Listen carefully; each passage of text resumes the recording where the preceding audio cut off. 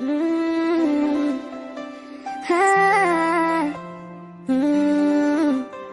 Asha, habari za sizi, vipi hali yako? Asha, mbona upokei salamu zangu, umenuna?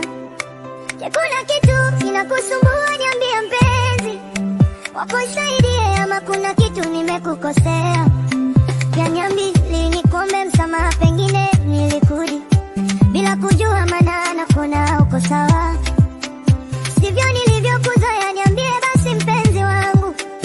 Asha, mbona unanitaza kisha unageuka, utaki kunitazama nijuze basi la azizi wa moyo wangu, kipi nimekukosea? Nyamaza basi mke wangu, usilie, niambie kosa langu tuyamalize, sipendi unavyolia, njoo basi nikupakate. Haya basi niambie mama, nimefanya nini? Ukiniambia tu mke wangu, nakupa zawadi yoyote utakayotaka. Alafu mchana ulisema unataka kusuka, nikakuahidi jioni nitakupa hela ili usuke kesho, kwa kuwa muda ule sikuwa nayo, ila niliamini jioni takuwa nimepata.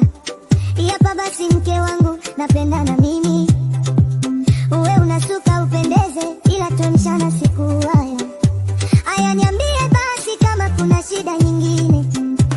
Baby, kwani sitolala vizuri usiku kama utoniambia? Mwa niambie basi, kale switi wangu wa leo ndo waifu matilio.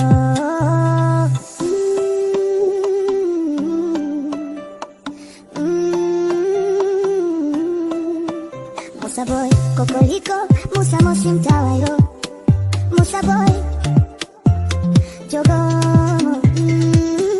Kumbe mke wangu, hili ndo tatizo, sawa.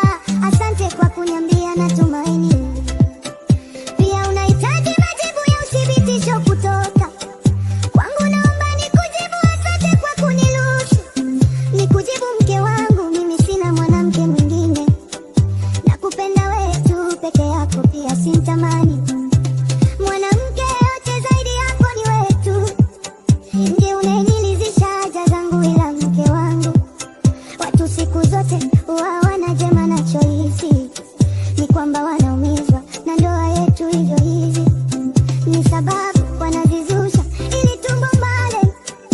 Jua chane wa fula, alafu nikwambie kitu, kama aliyekwambia ili swala ni mwanaume. Jua nakutaka, natafuta njia ya kukuingilia, kuwa makini mke wangu, na kama ni mwanamke jua pia ananitaka mimi, ndio mke wangu, binadamu ndo walivyo.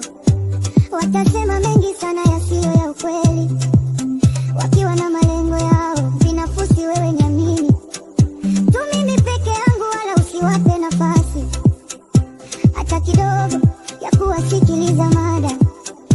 Ni wabaya yetu au asante mke wangu, na kushukuru kwa kunielewa, nikutafutie zawadi ndani, sawa limesha.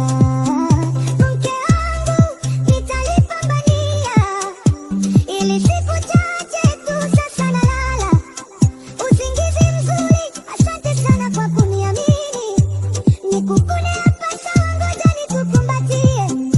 Mke wangu, ulale safi sawa, ngoja nikushike kiunoni kama unavyotaka.